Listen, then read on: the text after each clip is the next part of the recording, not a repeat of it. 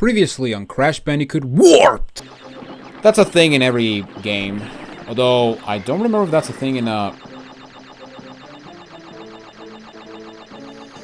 May he rest in peace. That poor toad. Frog, whatever. And so, our adventure through time continues. Hello everybody and welcome back to Crash Bandicoot 2. Or, no, wait a minute. Welcome back to Crash Bandicoot 3 Warped. Yes, Warped. So amazing.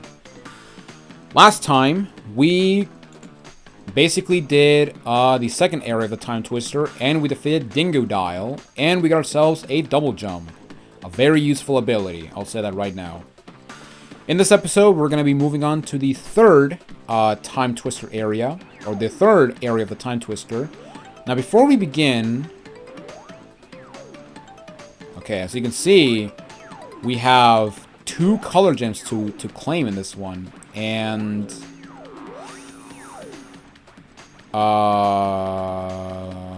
Actually, no, we can actually do this level. But yeah, let's go into Dynamite. And we're gonna meet a new character. Even though we saw him in the intro cutscene. Well, haven't we gotten far for a pair of fuzzy marsupials? I am Dr. Nefarious Tropy, master of time and creator of the very time twister machine you see before you. Uka Uka and Dr. Cortex have sent me to end this little charade, so you won't be leaving my area with the crystals. I swear it. So yeah, we got the creator of the Time Twister himself, Dr. Entropy, or Dr. Nefarious Tropy. Yeah, Dr. Nefarious. I wonder if they're gonna use that name in another Sony IP. Which, that would have been even more funnier. That would have been more funny if Naughty Dog made the Ratchet and Clank games. That would have been pretty funny, but whatever. Even though, to be fair, I can't say anything about that because I've never played a Ratchet and Clank game. Yeah, when it comes to the PS2 platforming, my series was Sly Cooper. Anyway, here we have a freak of nature. We have the elusive Bandicoot fish, I guess. And it is a freak of nature that needs to be destroyed before the world gets to know of this ungodly monstrosity. But yeah, we destroy the elusive Bandicoot fish. And as you can see, just like the last level, we need a color gem. We need the yellow gem, which we already know where it is, but we cannot get it until post-game. And here we have Yoshi! Although it's not actually Yoshi, it's actually... I think this guy's called Baby T. Yeah, Baby T. Very fitting. Or very creative name, Naughty Dog. But yeah, basically this guy is essentially, yeah, just like Yoshi from Mario World. However, unlike Yoshi, where if you get hit, he'll just start running away like a headless chicken. If you take damage, yeah, the baby T-Rex will just die. So, yeah, that is kind of morbid. Now, unlike the other, like, animals you can ride, like, Polar, Pura, and the hog, you actually have full control over Baby T's movement. I didn't showcase it right there, but just to show you, but yeah, basically, to clarify, you have full, like, control. You can move up, down, left, right, and you can jump. And I believe if you press the, either the square or the circle button, you can actually, unmount Baby T. So yeah, that is something that you want to use. Maybe, I don't know. Maybe you can use it, maybe not. All right, so let's go to this bonus area. Pretty simple. Just we get a lot of steel crates saying, "Hey, you get a ground pound," you know. And here is, from what I remember, the only use of the super ground pound to actually get boxes in like a cliff or something.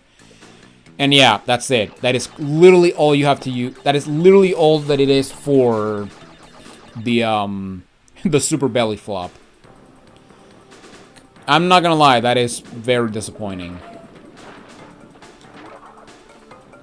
Alright, so here we have another Stegosaurus. No. Triceratops, John. Triceratops. And as you can see, we got some water trials speeding us up. Although this guy, unlike the boulders in the last games, these guys do not like catch up to you. Like, they will only catch up to you if you mess up. Also, yeah, don't even bother with that box. And unfortunately, as you can see, we're missing a buttload of boxes, meaning that yes, those boxes are where the yellow gem is. So yeah, unfortunately, we have to come back here once we get the yellow gem to get all the boxes. Now, unlike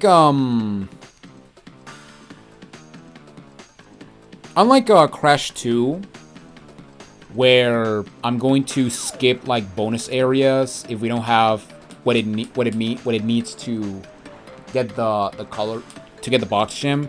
I'm still gonna tackle them just for the sake of completion, and also because, you know, I also want to give a surprise to not saying that, hey, you cannot do this level yet, just to be like more mysterious for this. For this what? Almost. Wait, this came out in 1998. For this 25-year-old game. Like, good lord. Like, yeah, 98. That was the year I was born. So yeah, this game is as old as me. So cool, bro. Also, and yeah, this game is old as me, similar to Tomb Raider 3, and I want to say Final Fantasy 7 as well. Although I think that was 97, actually, so yeah, I'm probably wrong on that. Alright, so here we got Deep Trouble, or Under Pressure. I actually forgot already. And this is our second underwater stage. And as you saw by the level description, we can get the red gem in this level. And I gotta say, getting the red gem is pretty clever. It's actually a really clever way on getting the color gem, which we're gonna see later. But yeah, basically right here we got these, I don't know, air turbines, air fans. I really have no idea what they are. But yeah, basically they'll try to suck you in, and damn it. And yeah, don't spin on the pufferfish while they're inflated, otherwise you will take damage.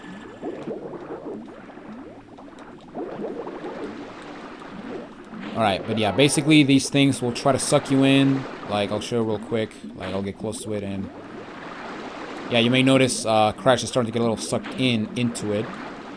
And yeah, basically just swim away. Like, duh.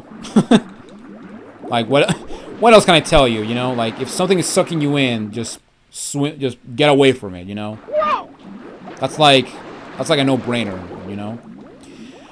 Anyway, right here we got a transparent box, although there's no exclamation box like nearby. So yeah, we may actually have to backtrack a little bit for this. So let's just continue on with the level and not get shocked. Okay. And damn it. And let's just continue on with the level, because yeah, this is actually our first backtracking stage, where we actually have to backtrack in order for us to get not only the box gem, but also the red gem. Now, thankfully, because this is... oh, Jesus. Because this is a... a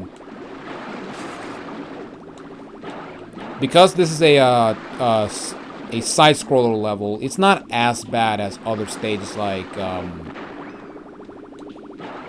Cortex Power from Crash 1. I was gonna say Cold Hard Crash, but no, Cold Hard Crash is a, was mostly, damn it, was mostly, 2D. But then again, the backtracking was just back and forth instead of, you know, just going back and then back. Especially if you want to get everything in one go. But yeah, as you can see, we got ourselves the end of the level. However, we just hit an exclamation box. And we've only seen... Oh, God. And we've seen one... And so far, we've only seen one instance of transparent boxes, or outline boxes. So, yeah, once we get to the end, we now have to backtrack all the way to where we saw that outline. Which is not that difficult. Like, the only difficult part is getting across those two, like, air vents. Or water vents, I guess. And yeah, we're literally back... And yeah, we're literally back where we are supposed to be. And there we go. And yeah, to activate the TNT, you just gotta touch it. There's no need to spin or anything. Kind of similar to the jetpack levels where TNT just gotta touch them from either the top or the bottom. But yeah, basically, oh geez. Now we are into, I guess, the hard path of this level. And for this part, we just want to be careful not to hit the nitros. Okay. Alright, go! And kill the shark. And we're just gonna... Yeah, we're just gonna do this.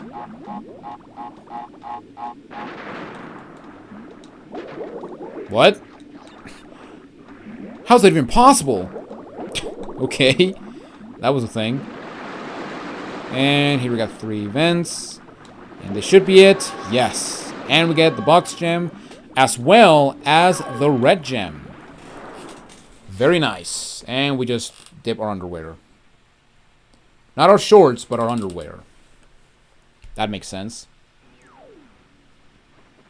Alright, and now that we got the red gem, I'm actually going to do something that I didn't do in Crash 1, but I'm actually going to do in this game. And that is, we are going to go back to the previous levels that required the red gem to actually, you know, get the remaining stuff. Because unlike because the only thing we need from Dynamite, no, not Dynamite, from, I forgot the level already. Boneyard is just a normal gem, because we already got the box gem. So, yeah, we're just going to have to go back. And, oh, I just realized. Crash, Coco, if you have already retrieved a levels crystal, then you will find a floating clock when you enter for the second time. This floating clock activates time trial mode. Grab it, and the clock will start ticking. Race for the end to get the best time. But beware, some elements will change. So yeah, basically, if you remember Donald Duck Going Quacker's time trial mode, basically the time trial for Crash 3 is pretty much the exact same, where you basically have to get to the end of the level. However, instead of getting to the end before time runs out, you actually need to reach the end of the level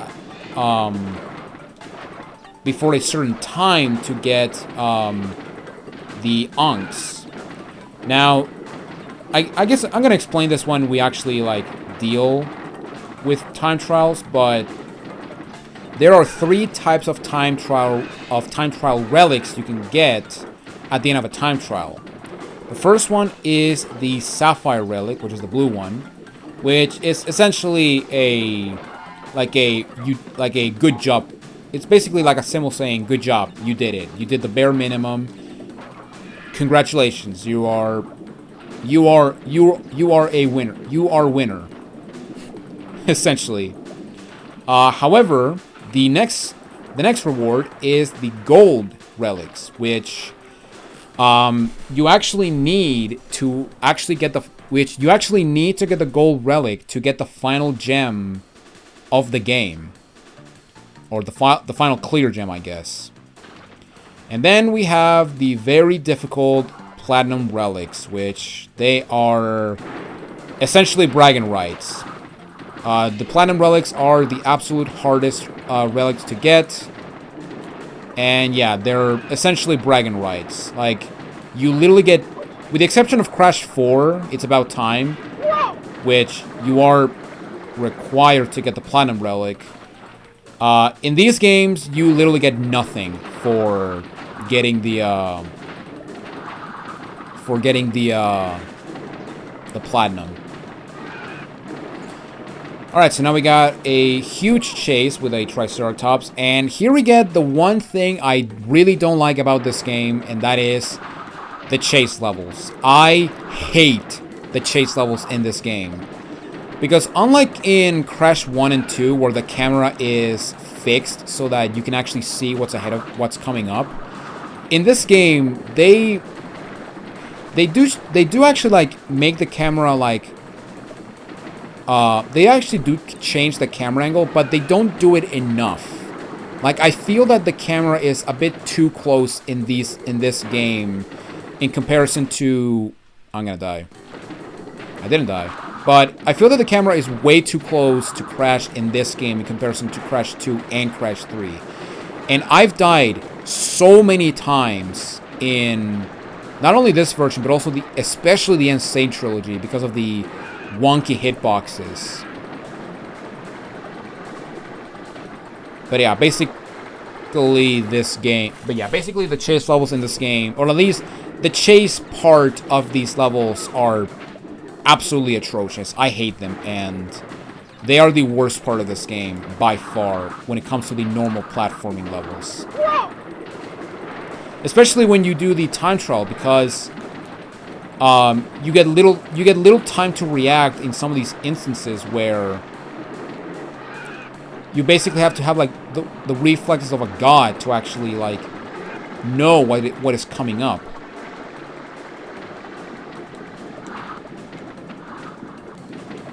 But we made it to the end, so at least we're done.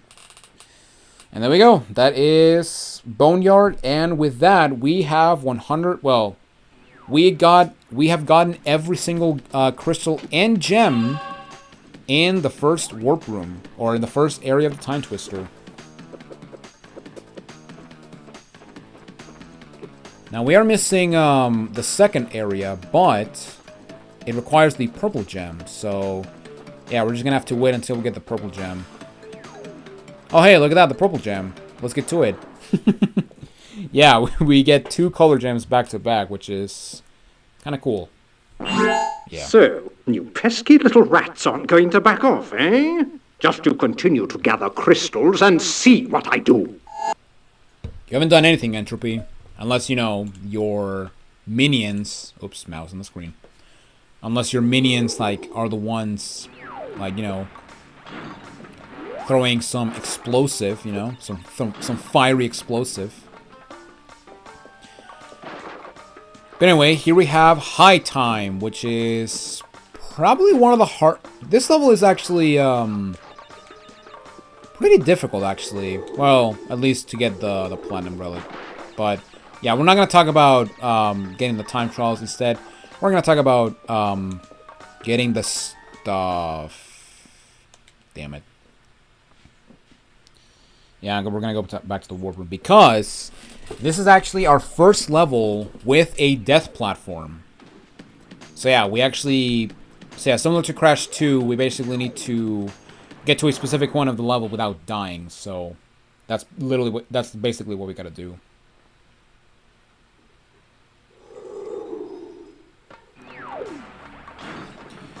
Okay, so High Time. We actually need to get past... I do know we need to get past the bonus area. And the time... and the death platform will be there. And yeah, as you can see, we are now in a literal Arabian Night. Although, I'm pretty sure that the next Arabian levels will also be at nighttime, which... Yeah, I guess the first Arabian level is an Arabian day. And now we want to really go into the Arabian Night, like, motif. I guess. Also, try not to jump. Also, if you try to jump above the fire, just don't. The hitbox is way too big. The hitbox is way too big in these levels. I knew that was going to happen. I knew that was going to happen. Okay, so what I was trying right there before I died, and very stupidly tried to jump over the fire, is there is a bit of an issue with this game where if you hold the jump button when you jump and grab a hanging ceiling, for some reason Crash will not only like grab the thing, but sometimes, most of the times, he will actually like detach from the railing. So for example, yeah, as you see right there, I'm holding the jump button and Crash is grabbing, and as well, he didn't let go that time, but sometimes he lets go when you press the jump button. Yeah, as you can see, I'm holding the jump button, and Crash sometimes lets go, which that has thrown me off so many times to the point that the best strategy when it comes to like when later getting the time, just tap the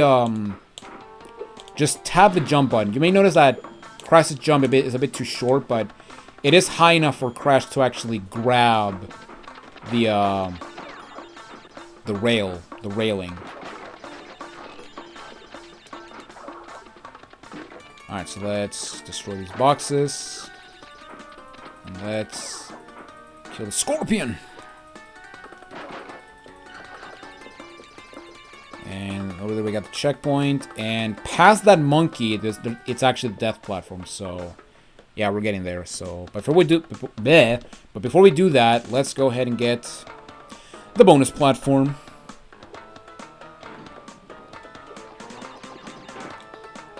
Alright, and this is actually our first, like, bonus area where using the double jump is required. Although, Dynamite did have, like, some TNT or some boxes that... Okay. Some boxes where you had to use... It looked like you had to use double jump, but not really. 1, 2, 3, 4, 5. 1, 2, 3, 4, 5. Yeah, I know how to count, baby. Alright. Let's go back. And now we gotta do some scary platforming with some magic rugs. Or magic carpets, I guess. And get the checkpoint. Slide on the monkey. Now, you can also spin on him, but if you spin on him, you'll actually have to spin on him again, so yeah. And here we have the death platform.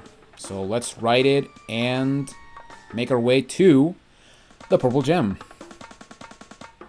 Yeah, spoilers, I guess. Alright, so on this death platform, I believe we're also gonna get some metal checkpoints, which... yeah, if you remember back in, and yeah, here's what I mean. You gotta spin on them twice. What did I kill? Oh, I think I killed a flying carpet guy in that pit. But actually, it doesn't look like we're getting a metal checkpoint. But yeah, if you saw in Boneyard, we actually got a checkpoint that was not a box, but a metal crate, but a metallic like box, which, yeah, that's actually something they introduced in this game, and I died at the very end. Oh my god. But yeah, basically, those crates will be in specific like routes, although sometimes they'll put them in areas where later down the road you are forced to backtrack. So yeah, that's gonna be something that you gotta be careful with.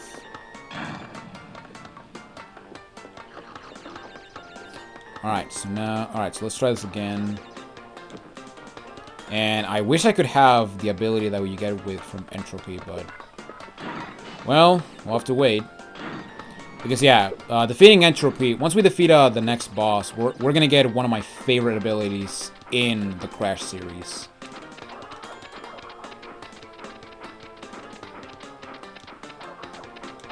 Alright, so let's... Very patiently... Let's be patient. No need to rush. Don't go away. And we got it. And as you can see, we now have an end of level. But I'll say no to that. I guess I could have shown what happened to the... Well, I guess we can show that. But yeah, something I've been, like, completely ignoring in this game, well, for very obvious reasons, because, you know, I don't want to die that much, is that in this game, we actually get unique death animations depending how Crash dies. For example, if we die to those monkeys, we'll actually get trapped on a jar, which, yeah, I don't get how... I don't get why that's a thing. Another example is, if you get hit by one of these swords from this guy, your pants will quite literally be destroyed, and you'll just run around covering your underwear. And probably one of my favorite is, if you die to these guys, you'll actually get trapped into a magical lamp, which is pretty funny. Coco also does have some death animations, but most of them are in the jet ski levels. The ones with Purah are basically the same, kind of the same. Pretty similar to the ones from Crash when he rides Polar, where, you know, if he collides to like a wall, Coco will slowly slide down the wall. You know, all that stuff. But yeah, there we go. That is it for High Time. And that is it for... yeah, that level. I guess. Yeah, I don't know what I don't know where I was going with that.